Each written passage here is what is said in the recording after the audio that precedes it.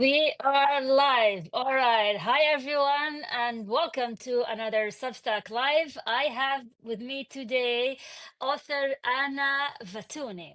And Anna is a writer, storyteller, and a personal brand strategist known for her deeply personal and reflective content.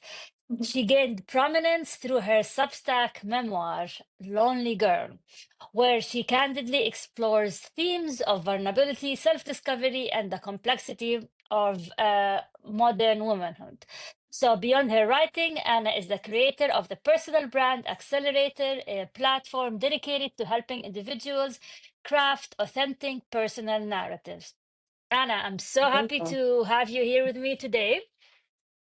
I've Thank you for been, having me. yeah, of course, I've been following your Substack, your Instagram, your TikTok, I've been stalking you. So, so I think, Anna, my first question, which is I'm really excited about, is to ask you about your experience serializing your memoir Yeah. on Substack. I think the first question for me is what gave you the idea to do this kind of unconventional approach to storytelling? Mm, I remember the day like it was yesterday, honestly. I was scrolling on Substack on the For You page on Substack looking at people's notes, and I came across this note that was all about authors serializing their book on Substack. And just basically it was like asking people what they thought about it. And I just read this whole thread of people talking about it, kind of debating it, talking about the ins and outs and what they would do or not do. And there was just like a lightning bolt just like shot through me. I was like, I want to do this. I want to publish my book on Substack. I remember like getting up off the bed. I was in our bedroom, and I ran to my husband in the other room, and I was like, I'm gonna publish my book on Substack. And he was like, what's that? And she was like, what are you talking about? And it just was like this instant aha moment, because I think at that stage I had actually been talking with a publisher, and she was going to take me on as one of her clients. And we went back and forth for months with our lawyers trying to get the contract just right. And there was something about it that just wasn't hitting. And I really respect this publisher. I think she's amazing. And I really wanted to work with her. But for whatever reason, I just felt like this inclination, like, go a different way. And so we had decided we weren't going to move forward together. And so I was in this like in between phase where I wasn't sure what I was going to do. I had this like draft done of the book, and I was ready to get to the next point, but it just felt so inaccessible. And I think that was the big aha moment with Substack, and even viewing that as a possibility that I could do it. It was immediately like the doors opened, the gates opened. It was accessible. It was like something that I could do tomorrow, and I could just start taking action. Whereas I think with any sort of publishing, traditional publishing, or even just self-publishing, especially if it's your first time, there's so many hoops to jump through. And it can feel really overwhelming if you've never done it before. And I was just looking for a way to get started. And that's what Substack provided me. Hmm. So I'm curious, why didn't you just go to another publisher? Why Substack? I think because I was tired of waiting. I I see. had been writing the book at that point for like 4 years, 3.5 years. And I just felt like I was tired of sitting on it. Like I just needed to go. I was so impatient. And I mean, I think it was just like it was time to put it out. Okay. And what like so for me, I experimented with this. I'm gonna tell you about my Mhm. not so successful experiment later on. But but weren't you worried a bit about if you put it out there first? You're gonna eliminate any possibility of traditional publishing because usually if the traditional publisher finds out that you have it out there, this is it, they're gonna run away. Yeah. And two, were you worried about like plagiarism, people stealing it and claiming it as their own, or like I published a novel and somehow already PDF, pirated PDF versions of my novel are all over the internet. Oh, So yeah, so these are my questions, is the yeah. traditional publishing and plagiarism. Yeah. I think that my intuition, or I don't know, it was just such a strong feeling that I was supposed to do this that it kind of outweighed any of the worries that I had. Okay. A lot of people brought that to me. I'm part of a writing group and we meet every Friday. We actually just met a few hours ago. And when I brought them this idea, that's what they asked me. They were like, what happens if a publisher finds it and won't work with you because of that? Or what happens if someone plagiarizes? Exactly, the whole thing. Yeah. Yeah. And I think I just felt like in my gut that none of that mattered. Like this Okay. was what I was supposed to do. And there is, of course, that chance. But it just felt like the path was so clear to me that not to take it would feel just the most, it would feel unnatural almost. So I'm really going off of feeling. I don't know. That was really all I had. I don't have a very good strategy for that. And I guess that's always the possibility too. But I think part of it was, I think at that point when I decided that Substack was going to be the path, I had made up my mind that I was not going to work with a publisher on it. Like, I think I felt clear. And maybe that was me shutting that door. Now, of Okay. course, like, let's say maybe even still, I mean, I've heard of authors serializing or publishing their books and then later working with a bigger publisher. I think Okay. that could still definitely happen, but I'm not holding my breath for it. I think I feel like excited about the path I chose and was just ready to walk it. Okay. So from a scale of like 10, 1 to 10, how would you assess the because you finished the Yeah. novel, and I understand is you published it, correct? You self-published it? Okay. Yes. So So I from a serialized. scale, yeah, go Go ahead. ahead. Sorry. There you go. So I'm saying from a scale 1 to 10, how would you assess this experiment? Whew. Um, it was really hard. It was really, really hard. Oh, I wouldn't go back and do it differently. I'm glad I did it. It taught me so much, but it is an enormous amount of work. It's a massive undertaking to serialize a body of work like that and to do so on a consistent publishing schedule because it's not just the writing that you're publishing, you are putting out in a sense it your own. It's like every week there's a version of your book that goes out and it has to be completed and stand by itself. It's not okay. just like you're publishing one big book. It's like you're publishing, I had 16 chapters. I'm publishing in my mind 16 mini books every week or one Okay. book for 16 weeks. That's how it felt. Because Okay. there's the audio piece, there's the Uh, visuals, there is just it's almost like every title, every chapter title is the title that is going to make or break whether someone reads the book or not.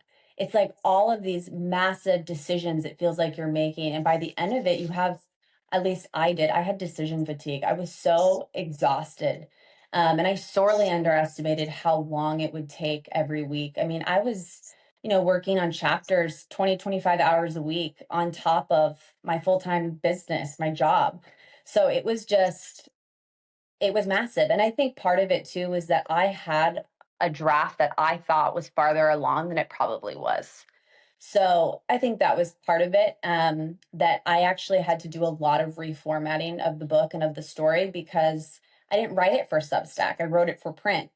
And mm, to publish something online in a digital space is so much different than publishing something for print.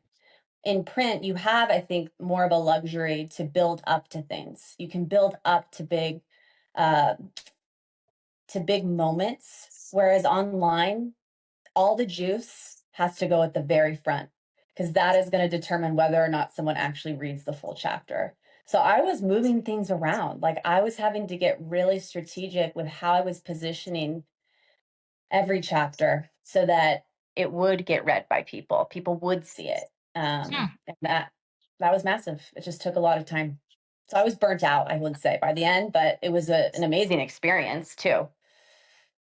You mentioned an audio part. What do you mean an audio part? Mhm. Because for me, when I did like I serialized maybe 3 or 4 chapters, I might continue, I might not. Will maybe you convince me. But I just would, as my manuscript was ready, it just I did not get a publisher, and I was like you. After 2 rejections, it was like I'm too old for this. So I just, I mean, I'm not gonna wait forever. So Yeah.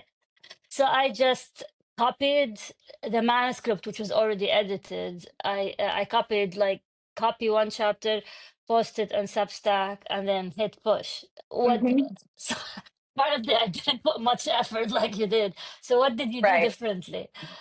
So, yeah, I mean, I treated every release as though I was releasing like an album. Like that's how it felt because I was Okay. like, I was doing all the promotion, I was marketing it, I was like going all out, full send. Okay. Um, and I think that the audio piece was actually a component that people said they liked the most. And Okay. what I would do for that is I would voice record every single chapter. Now the voice record, it would take me about 20 minutes to record each chapter. Of course, now I'm making mistakes as I go. I'm like saying the wrong word and then I have to like start. And so then I would record it, but then it would take me an hour or two to edit that recording. And I'm like in Okay. GarageBand. I've never done, I'm not an audio or sound engineer, but I'm just like figuring it out as I go, getting everything all teed up and then publishing the audio with the entire chapter. I hired a voice actor to come in and do one of the characters. And Oh so just wow. getting that all tied up, like it was just the voice stuff took so long. It was ridiculous. No, if I, if I invested a little bit more money into it, I could have probably hired someone to do that piece for me. But Okay. to be honest, I did not have my stuff together enough to even hire someone because I was just Okay. like last minute doing all of this as the week, as it was coming. So it was me. It was all me. I was doing all of it. Okay. So what was the result of this experiment, right? So for Mhm. for me, so we're gonna compare the successful approach with the failure here. So No, so not a failure. okay. So for me, I would push a chapter. I would get a comment or two likes here and there, and that's it. I don't know what I was expecting, Yeah. but I don't know. How was your feedback when after you pushed one chapter? What was the reaction? I saw this is so interesting. Great question. I saw a direct correlation to how successful a chapter was based on how much I marketed it and how much I talked about it. Okay. If there were weeks where like I couldn't get on Instagram and talk about what was coming out, then I saw a a dip in engagement. Mm, Um, so it was directly proportional to how much I was promoting my work. And okay. that was tough because towards the end, I would say even about halfway through, I was losing steam. Like I was just at that point really fatigued from marketing so much and promoting, and then on top of just the actual production of the chapter. I would say it was massive in the sense that I started with no paid subscribers. And, at one point, it's since lower now since the book I'm not serializing anymore. At one point, I had 350 paid subscribers. Oh, wow. And that was all as a result of publishing the book. But then the marketing, the promotion, that was like the big, big piece. And it just was such a testament to you. We have to put our work out there. We have to talk about it or else no one knows. So how did you market it? Um, Besides, like for me, I just push it, it goes to the subscribers and say, see you later, I'm done. yeah, yeah, What yeah. what did you do? I will say, and this is the caveat. I have an audience already on TikTok and Instagram. I have around 200,000 followers on TikTok and Oh 50,000 wow. followers on Instagram. Okay. Now, I will say with TikTok, it's like such a gamble. I mean, even though people have big audiences, it's almost like every video kind of stands alone. And so Yeah, it doesn't exactly. even matter how Yeah. much, the content has to be good for it to get seen. So that said, I was hustling pretty hard on Instagram and TikTok. And what I would do is I would share original pieces of writing that I had never published Okay. before, but it was on topics that I explored in the book. And so my thought was like, if I'm writing about this stuff and people are resonating with it, then it's going to make sense for them. They're probably going to like what I have in my book. And so that was the funnel is like I would share carousel posts actually on TikTok. That's what did the best. And it would just be my writing. It wasn't even video content. It was just my writing. It was just stories. And at the very end of those carousel posts, I would say, if you enjoyed this, make sure to subscribe to my Substack because I'm going to be posting more about this type of thing. And that was massive. Like I had thousands of people come from TikTok. I think Instagram is a really great place for nurturing the community you already have. And so I've had Okay. people on Instagram who've been there with me for years. And I think that was, they were like, I feel so connected to people there, especially. And a lot of people came from Instagram. But then I think the third channel was Substack Notes. There were a few notes that I posted that went viral that brought in a ton of subscribers. And now I will say most Substack subscribers were free. Most of the paid subscribers, I think, came from people who I've had connections with and who've been following me for some time, and there was Okay. trust there.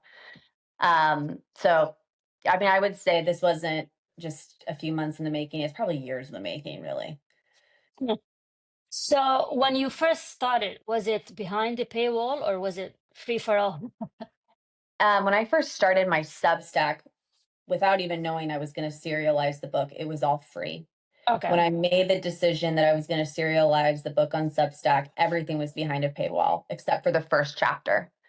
I give pretty hefty like previews of the chapters, but I just kind of made the decision. I'm like, I put out so much free content on Instagram, TikTok. I like pour my heart into all of this content. And for this, it's like that was the one thing I decided. I'm like, this, I feel good about putting behind a paywall because it's like it's my baby, it's my book baby, you know? Mm. And so do you think so the people who actually read your novel are or on Substack are only the paid subscribers, correct? Like the 350? Yeah. Yeah. Okay. And you were okay with 350?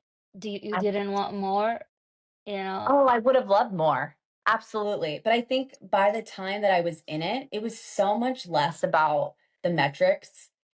It was survival. It was like, I just need to finish this thing because I Okay. felt like I just got into this massive, it was just such a massive project and it felt really overwhelming. And I've been pretty honest about that, just going through burnout kind of after. But yeah, towards the end, I was like, if I just even check this off the list, if I even just finish this, this will be a massive accomplishment. And then after I took a couple of months off, and now I actually took the Substack version and took 3 months and edited everything. And it was just like after that version was released, there's something that shifts when you begin to see your work not behind the scenes, but then it's now all of a sudden published and you're seeing your work through other people's eyes and your own eyes. Yeah. I saw so many areas where I could improve the story. I could develop the arcs more fully. I actually hired an editor and worked with her really closely to just make it a stronger book. And I don't think, had I not done the Substack version, it wouldn't have given me that perspective. So just for that, I mean, it was amazing. And now I am putting the book out in print. It's probably going to come out late August, and that's going to be on Amazon to start with. Hmm. Mhm. And okay, so what do you think was the best outcome of doing this experiment? That's a great question. It showed me that I can do hard things.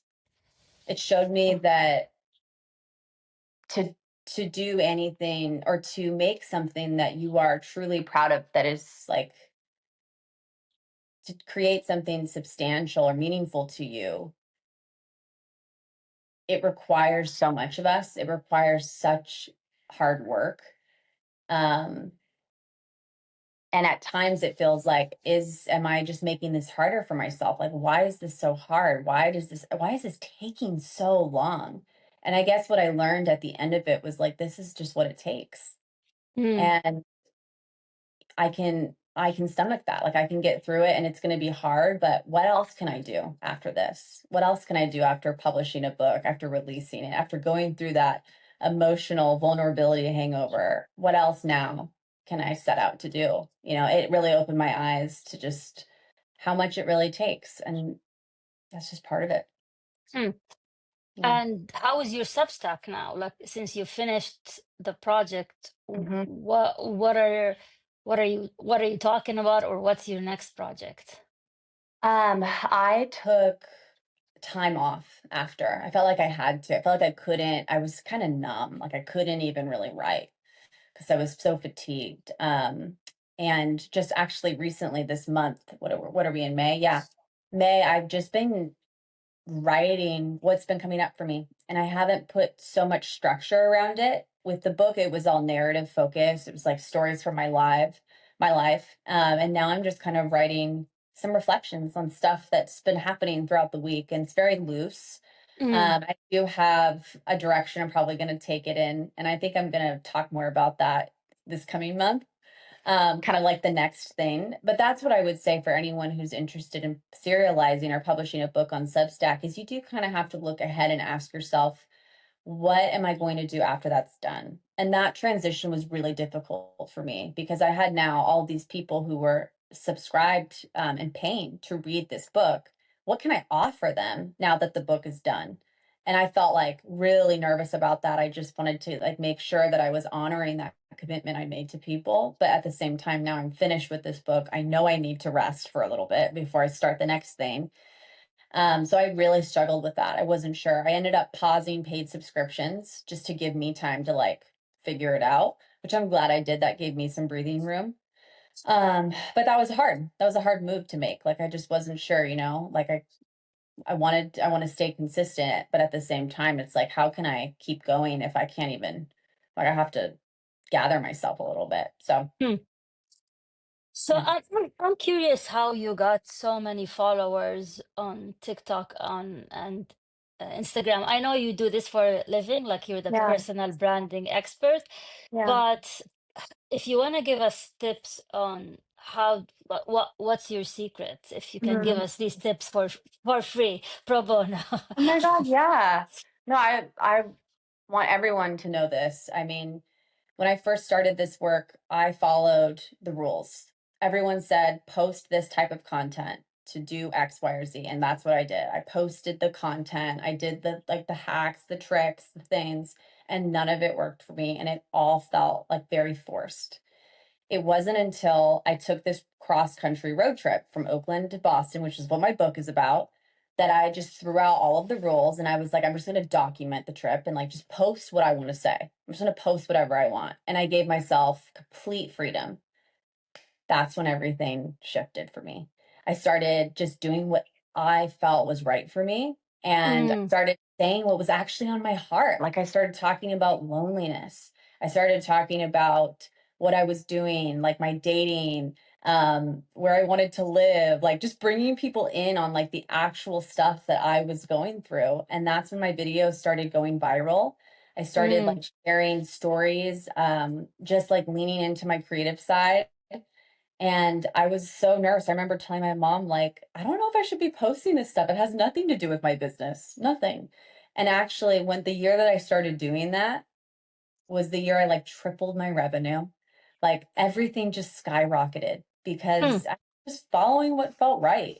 And I think it can be really scary to just kind of disregard the structure that we've been told to follow because structure, I think, helps us feel secure and grounded and like we're moving in the right direction. And just instead, it's kind of, at least for me, I will say, what really moved the needle was just following my gut and just posting what I've really felt called to say and share in that moment, which is always kind of changing, which can be mm, hard. Yeah. mm. So, what is your like, if you want to describe your business? I know you focus on Yeah. personal branding, but can you tell us a bit about beside the Substack part, what do Yeah. you do day to day? Yeah. I mean, I would say the biggest facet of my business is working with my one-on-one clients.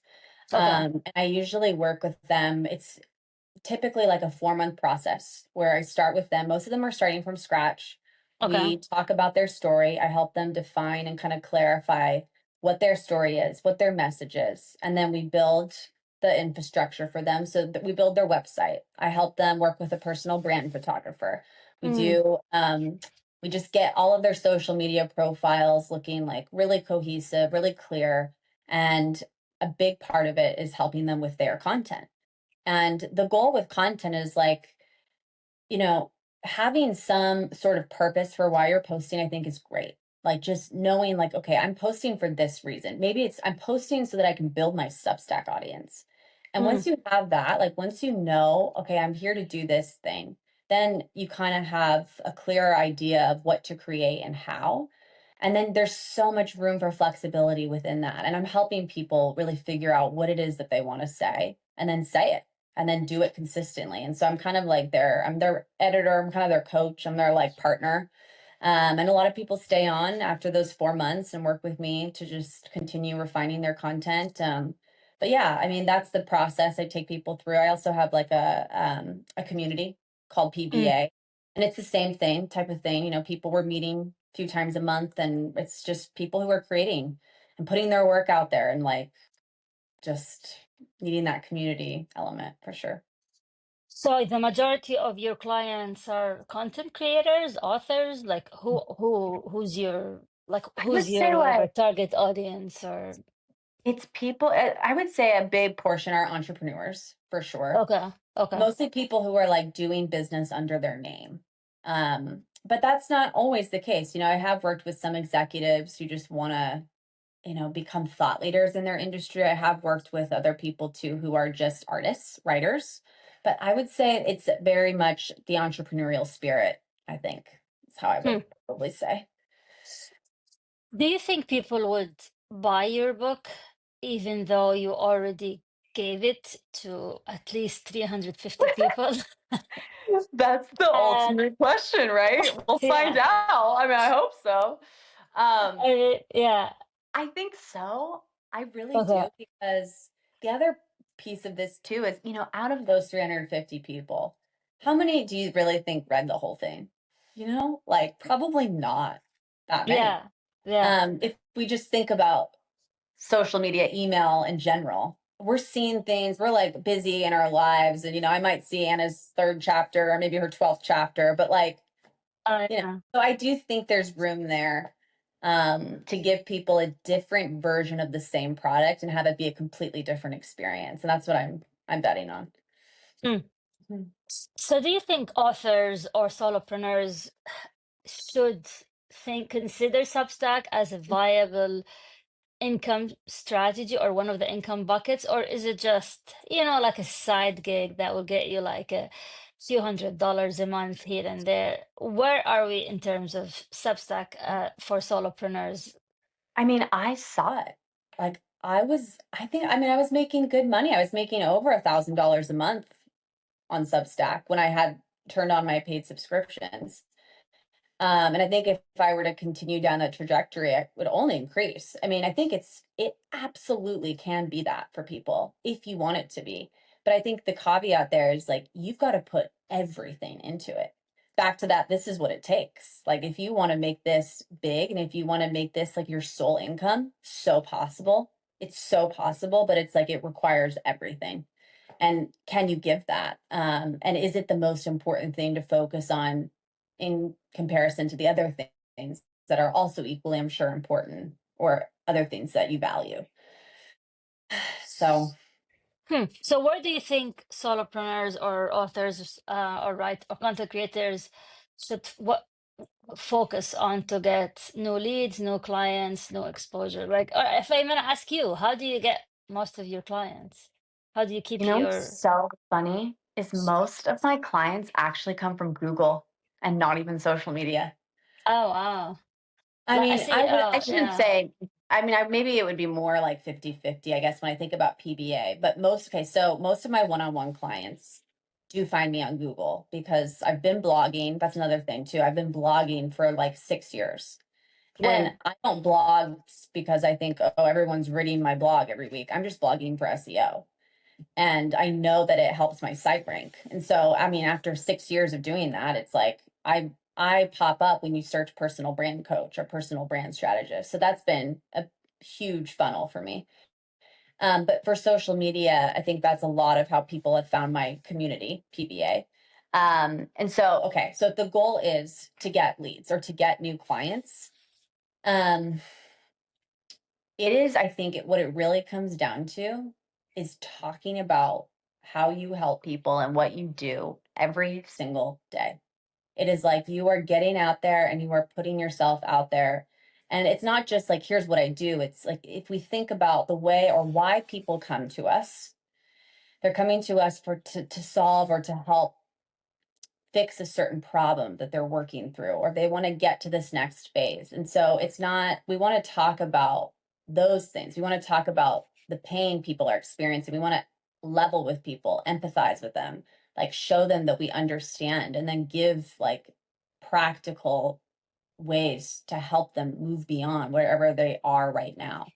I think Mm, that's a huge thing. But also, too, you can do that even just by sharing your own story and yeah. telling people, like showing people what you've done, where you've been. And actually, that has been more effective for me, at least, is focusing. I think there's two ways to do it. There's the you, this is how you can do it, X, Y, and Z. Or Yeah. there's the I, this is how I've done it, X, Y, and Z. This is what worked for me. And that might inspire you, amazing. I hope it does. If it does, great. And then they find your website, then they're more curious.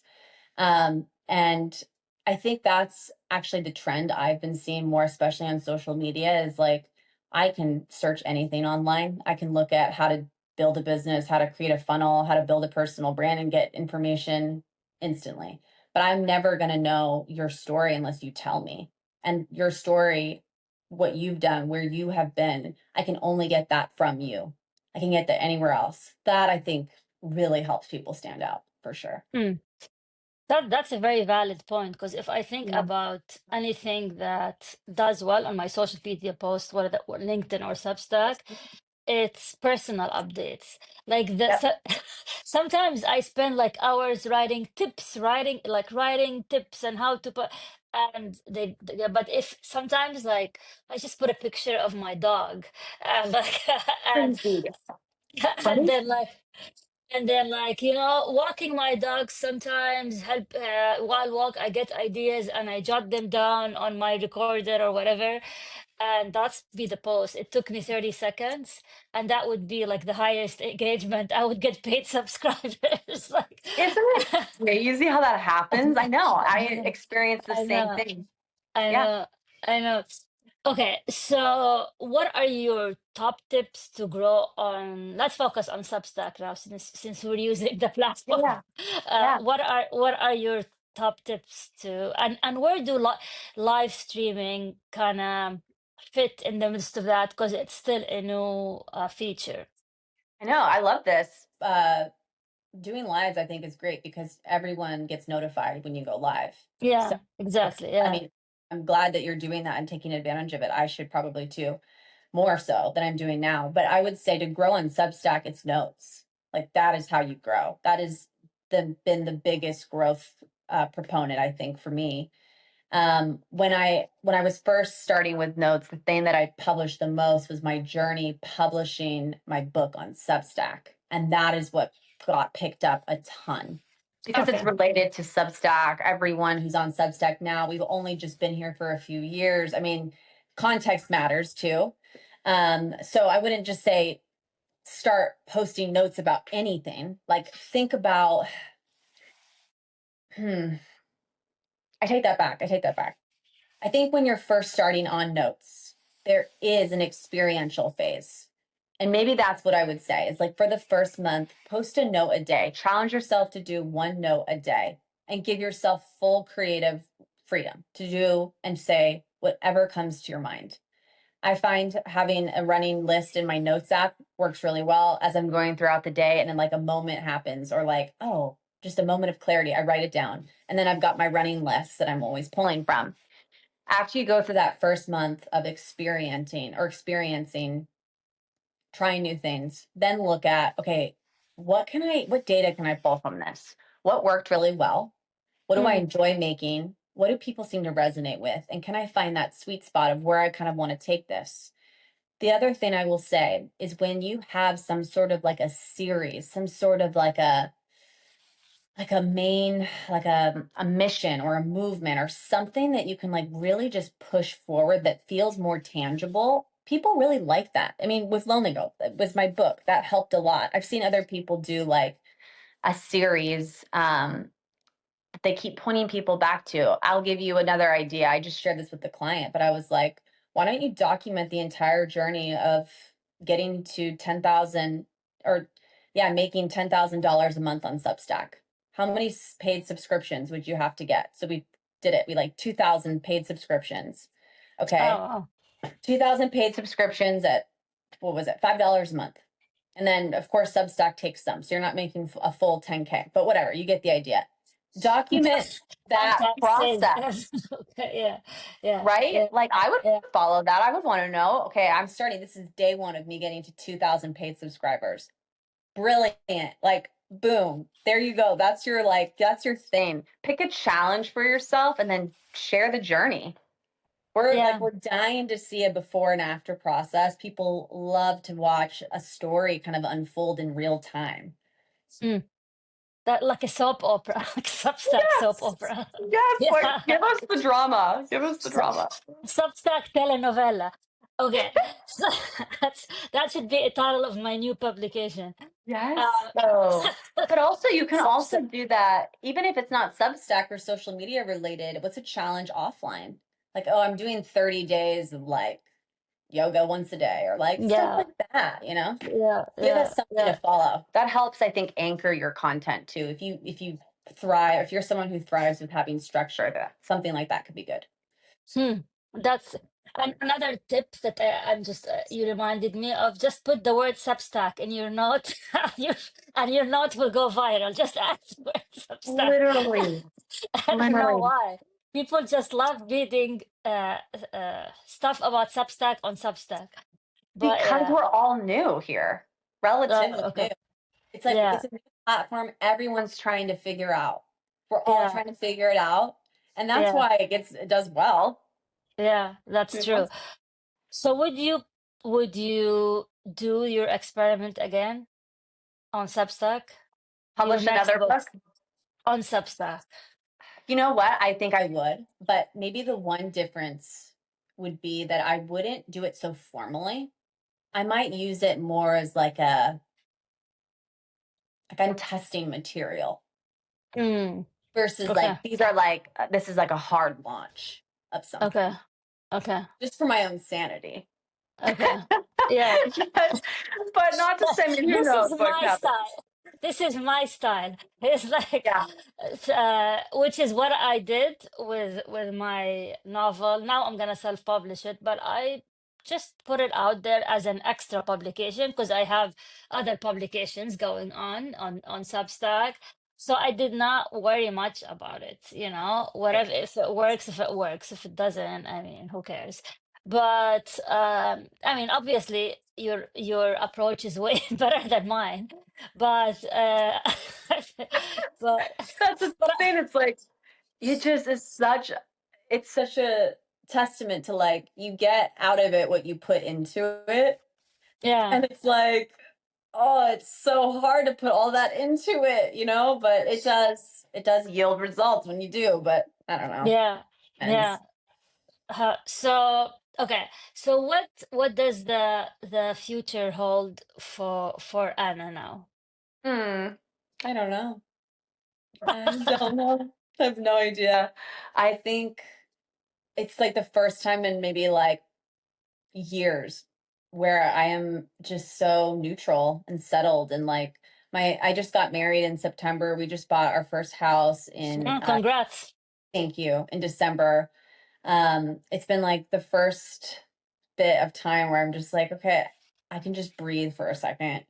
And so I'm just trying to like be in this space for a little bit and see what comes next. I don't Hmm. know. Yeah. So okay. I know I don't want to bore you with all my question. I'm just excited to talk to you. But Yeah. I want to talk about, since you're a solopreneur, I'm assuming, what is the future of solopreneurship? And the reason I ask this because the majority of people on Substack, they kind of dabble with solopreneurship in one way or another. Either they're full-time solopreneurs or they have it as a side gig. And all the reports that I've been reading saying, the creator economy is booming, and there's actually more focus on personal brand now, Mhm. rather than getting like revenues from brand deals or others. But do you think the movement of solopreneurs is here to stay? Is it sustainable, or eventually all of us are gonna get tired of it and go back to soul-sucking corporate job? I mean, I'm biased because I've been doing this since I had a job, but I can't imagine we would ever get tired of this. Like, if you found what you love to do and you're getting paid to do it, there's no greater joy. I don't know. I mean, obviously, I get tired. We think we all get tired. We all have moments of burnout, but I genuinely wake up and I'm like, I can't believe I get to do this work.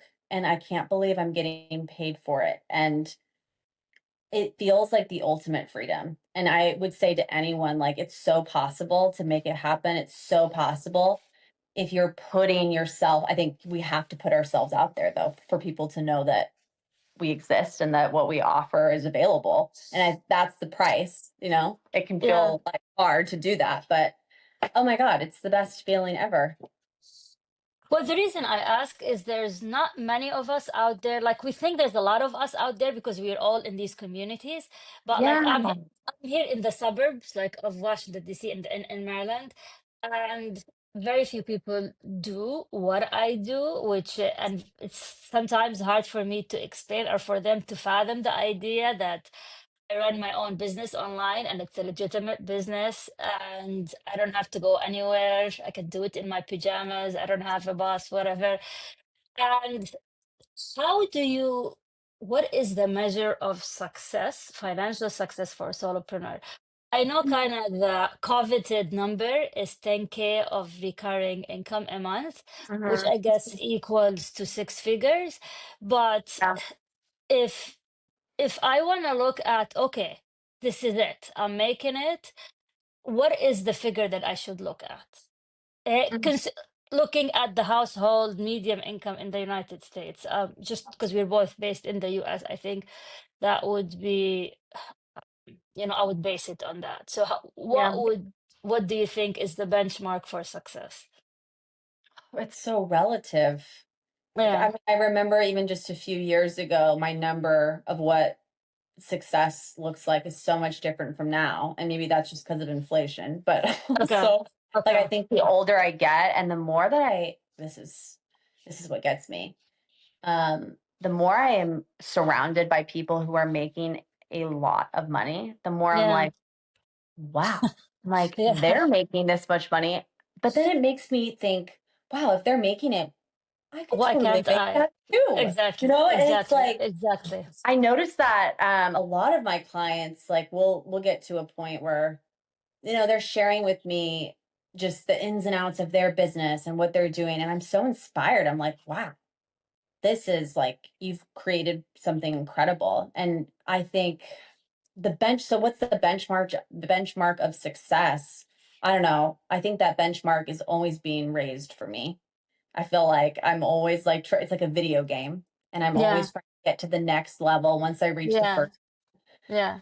Um I wish I could give you like a really good answer, but I feel like It can be arranged. I mean, it doesn't have to be like, I mean, when do we move from that's an actually serious, legitimate business than a side hustle? mm, I think And, if it's or, like fully supporting you. Like if okay, you're paying all of your bills by your own accord. Like to me, I think that is like a huge marker of like, wow, yeah, you've done it. And if you've done that consistently, 100%. okay, okay. Yeah, yeah, I think is when do you draw the line between a side hustle and Mm. that's a legitimate thing that you would take for life that you would never do, ever again. Because I've seen other creators who um, some of them at least are going back to full-time jobs because they're Mm. just tired of the hustle. Yeah, So, well, I mean, sometimes in moments of self-doubt, like, do I have to do this or no? Like, when, I have been through that so many okay, times. okay, I can't even tell you. I mean, we could talk for hours. Where I've thought to myself, should I write my resume? Like, do I need to, like, yeah, okay, maybe I should go get a yeah, waitressing job. Like, there have been moments where I'm yeah, like, I don't know if I should keep doing this. And I will tell you, it always turns around every single time. It's like there is just this natural flow and rhythm of entrepreneurship where you're going to have great months and you're going to have lower months. And that Yeah. doesn't, it took me so long to realize that does not mean that you're failing. It does not mean that you've done anything wrong. Like that is just the nature of things. Yeah. And I think as we get further into it, we learn two things. We learn one, how to prepare ourselves for that financially. Like we learn what to do and how to put money aside and how to like actually just keep ourselves afloat.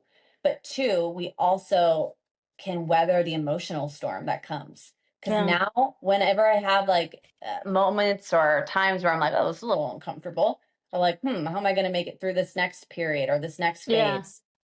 It's like, I don't I don't give in to my mind anymore. I don't ever like let myself go to this. Are we going to do something else or should I just throw in the towel? Because I know now, because I've been through it enough. Mm. Don't listen to your mind. Your mind is deceptive and it will play lots of tricks on you. If you absolutely love what you're doing, Yeah. we just have to keep going. We just have to keep going. Yeah. Yeah. Interesting. And I think for me is to surround yourself with people who do similar things that are successful. So I actually went to ChatGPT and because ChatGPT like knows everything about me now. So I asked ChatGPT like tell me people show me people who are doing similar things to what I do, but they're more successful, and tell me what strategies they're doing that I'm not doing.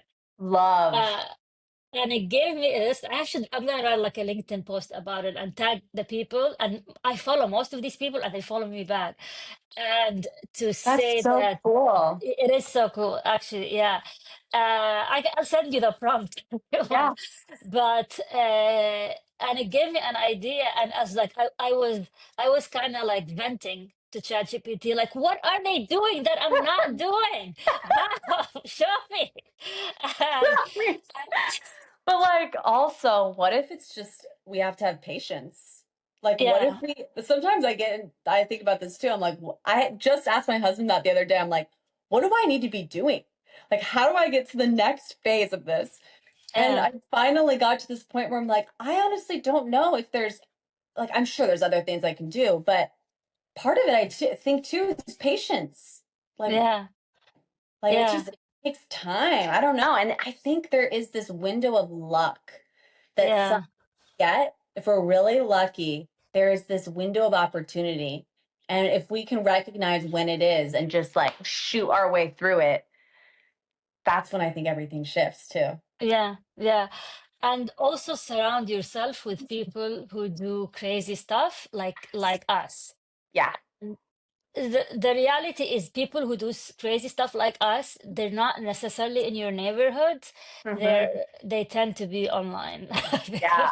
that's where you find them. And so I'm like realizing more and more that being part of private communities is extremely important Yeah. because you're with like it's like a mastermind, right? You're with your like-minded people. And the older I get, the more I realize it is surround yourself with people better than you and doing Yeah. stuff that you want to do. And now you're most likely to find them in a private online communities that you probably have to pay for, which Yeah. is fine. It's a good investment. Yeah. But But also the way that you're doing this right now, like interviewing people, yeah, um, it's such a great like way to also connect and talk with people who are in this work and just correct. bounce Yeah. ideas. It's great. I mean, I have a podcast too.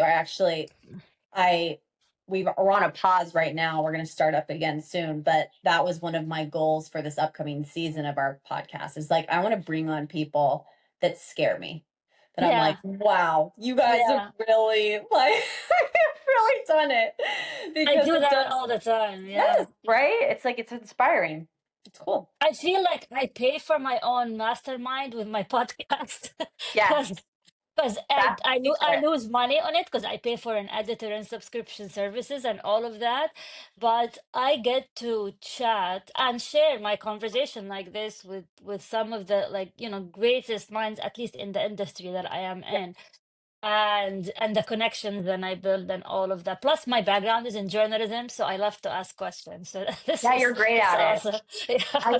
I was telling my clients, one of my clients this the other day, he has a podcast, and I was saying to him, I'm like, yes, this exact thing, bring on people who you want to learn from, Yeah. because that just makes you genuinely ask questions that you're curious about knowing. You're going to Yeah. ask all the right questions without even trying, because you're just Correct. like, you just want to know. And then Yeah. as your audience, we're listening, we're like, yeah, you're asking the like really good questions, because we're all sitting on the same side of the table as you are. Yeah. So yeah, there's definitely something to it for sure. I think the last thing I want to ask, because it's been almost an hour Mhm. of me annoying you with my question, Not at all. It was fun. but AI. Where do you stand on AI, and how often do you use it? Mhm. And let's Yeah. hear your AI spiel or rant or whatever you want to call it. I am an AI stan. I think it's been, I use it a lot. I use it for my work all the time. It's completely transformed the way that I work with my clients. How so? I, because it allows me to help them translate their voice into content so much faster. And because I Mm. can do that, like I can help them more. Like I can actually, I'll give you an example of how I use it, but most of the time, what I'll do with clients is we'll get on the phone, we'll talk for an hour, and I'm prompting them with questions similar to like what you're doing with me right now. Like I kind of act as the journalist, and I'm asking them questions, I'm probing them on just going deeper and like talking about their process or whatever it is. I'll take that transcript and I'll have AI help me organize everything and put them into outlines and like structures for like, here's 10 Substack notes. And of course, you Mm. have to like tweak and modify them. But at least it gives me the scaffolding for different pieces of content, and it's coming from their voice. Like it's Yeah. 100% their ideas. I'm not asking chat to create or generate ideas. The ideas are there. It's just what it's helping me with is organizing them. And that has been massive. It's helped me so much. So I think in that realm, it's helped me a lot. I use AI to help me edit all of my writing. And it has saved me so much money. I can't imagine having to like work that closely with an editor. Um, Hmm. yeah, it would have been really hard. So What are your favorite tools? I use Chat GPT the most. Because I also do feel like it kind of at this point, I mean, I'm sure all of them get to this level where you kind of it like knows you. It like has a memory of what you've shared in it. And then I have like different all my projects labeled for like different projects that I'm working Yeah. on. And yeah, do Yeah. you use it too? Yeah, I mean, I use a mix of everything: ChatGPT, Claude, Gemini, Google Mhm. Notebook. That's for Perplexity.